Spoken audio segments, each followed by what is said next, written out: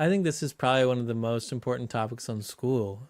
Like, how do you do the thing that is good when you're not focusing on money, and the money just comes as a, as like an outcome of you doing the right good thing. How does that become a sustainable business where that's the goal that school helps people with, because it doesn't inherently make money, and a lot of artists don't make money. A lot of people that do this good thing, their business making money isn't like that outcome that they Right, get. because And they need to so partner with somebody that understands. It's like you, right? Somebody needs to partner with you to learn about ads, or they need to partner with somebody that understands the mechanics of business, but it doesn't have to be the smarmy bullshit business way. Like you can continue to yeah. sow seeds and you can like the garden, like you and I can talk that way. You're planting seed like Hmm. before you plant the seeds, you cultivate, right? And you whether you're doing layer gardening or you're doing tilling or however, you prep the ground and you plant the seeds. Then you have to water and you have to weed and you have to mulch and you have to do all of this stuff before even the tiniest little sprout comes up, right? And then more weeding and more whatever as it grows. And it's still, a while before you start getting harvest. And then even when you start getting harvest, it's a little while longer before you have an avalanche and your whole table's full of tomatoes, right?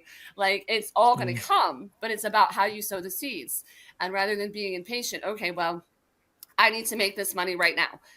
Okay, then don't because if you're moving out of that and you're trying to make calls out of I need to make money right now, like your people are going to feel that, like the desperation and everything else. It's a very different focus than I'm going to continue to move in alignment or whatever. Like if I have to go get a job, like a regular job or whatever to pay the bills, and do that while you continue to sow the seeds on the side, right? And like Sam's Hmm. talked about that too, because if you are coming from a place of desperation, it kills your creativity and like the innovation and the stuff that actually like is what most entrepreneurs have, right? Like oh, I've got an idea, oh, I wonder if this will work, oh, I'd like to do this. And that's the creative flow, right? And when you're acting out of lack or desperation, it like squashes that. And your journey Mm. doesn't have to look like anybody else's. It can be rapid growth and fast, but like many people talk about, like people that have that kind of growth, they've been doing business stuff off and on for like years, right? Like me, I've built six-figure Hmm. businesses before from scratch. Like didn't know what the fuck I was doing, but there's been like 20 years of like growing different Hmm. things and trying different things and failures and whatever and learning. And now here I am again Yeah. starting something new because I enjoy what I do and I love building stuff for myself. Like that's one thing with the herbal company. I love working with people, but because of my entrepreneurial spirit, like if I have to go get a job, I'll go get one and I can be a good worker and whatever. But like it doesn't fuel my fire to like work in that kind of manner like it does, to Hmm. build my own something and help other people. Mm. That's really that's really the thing I think a lot, probably the most about, is I don't know how to balance that. I always feel like there's some kind of lacking efficiency whenever I'm doing what I really love doing, because of looking around at some point,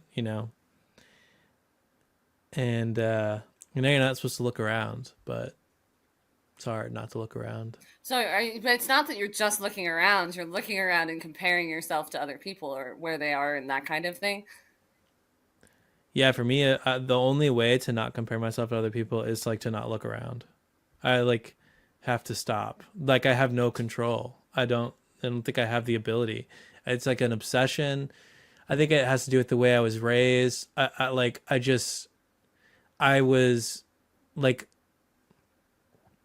I was like entertaining my family, and I was always like seeking attention, and I was always like performing and dancing and singing, and I want this like, so when I look around, there's just like I don't know what it is. There's some part of me though that like very bad at not doing whatever the fuck I feel like I have to do it to fit in or something. I feel like I have to. Yeah, I end up like compromising something, and so I'm really guarded about my influences because of that.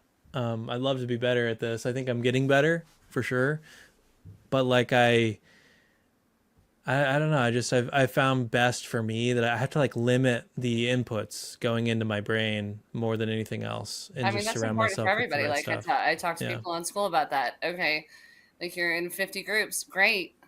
But like, are you trying to piecemeal stuff from every group because everybody does things slightly different and you're trying to Frankenstein like everybody's advice? Like, that's Mm-hmm. my one big tip for newbies coming to school. Like, join a bunch of groups, have fun, figure out which one or two or three you really resonate with and like that you get with like you feel at home at, right? Not because they're a big name on school or they're a big name in marketing or business or whatever. Like, not because of that. What place feels like home and that you actually want to engage with and that you actually want to learn? And then, focus. And it may be, you learn from them and then you grow and you find another group. Like, you don't have to stay there, but like limit, like that's a thing for everybody, I think, because that's part of what causes the mind fuckery thing is that you're getting all of these inputs